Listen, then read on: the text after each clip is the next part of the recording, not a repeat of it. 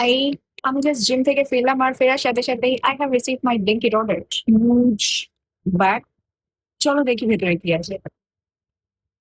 এটা হচ্ছে একটা tripod selfie stick, very compact, comes with a light. Let's see what is next. Prasuma momos. এটা almost আমার regular order, আমি প্রায় খাই প্রসুমা মোমোজ। আমি জানি আরো ব্র্যান্ডস এর মোমোজ আছে, but these are really value for money. এটা 288 নিয়েছে আর 24টা পিস আছে।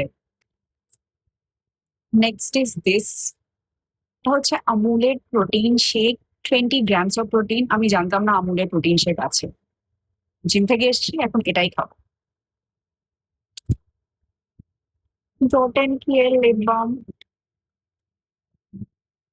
So cute.